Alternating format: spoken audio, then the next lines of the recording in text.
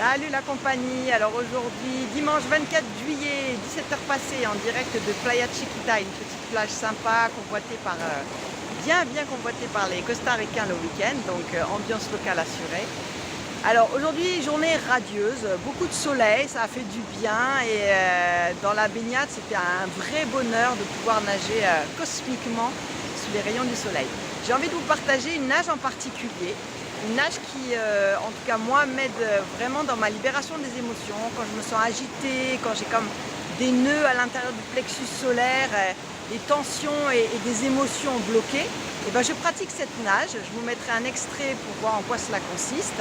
Et c'est une nage qui se nage sur le dos par un mouvement de repli et dépli du corps avec l'énergie qui part du plexus solaire. Donc on va vraiment chercher les émotions dans cette zone-là et on va baisser le plexus solaire pour baisser le bassin dans l'eau.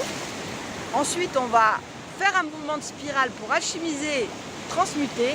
Et on remonte le plexus solaire en surface et vers le ciel pour libérer ses émotions.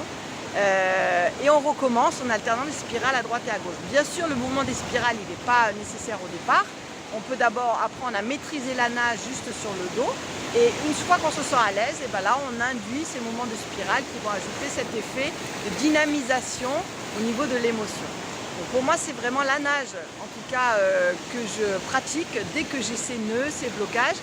Et parfois, il faut s'attendre à des réactions physiques du corps une fois la séance terminée. Ça peut être des pleurs, ça peut être juste des larmes qui coulent, une grosse émotion qui nous envahit, qui nous submerge, ou alors une colère qui sort, mais très bénéfique, très positive, car il n'y a rien de mieux que libérer les émotions à l'extérieur plutôt que de les garder cristallisées à l'intérieur. On sait bien tout le mal que ça peut faire sur notre corps.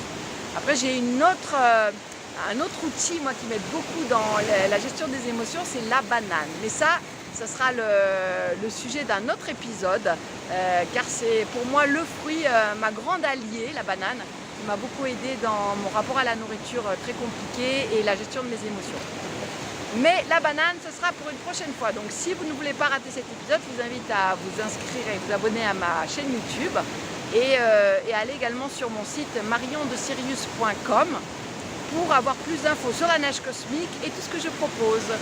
Je vous remercie de votre attention, je vous souhaite une très belle fin de journée, une belle semaine et à très bientôt pour la suite des aventures d'Aqua de Sirius.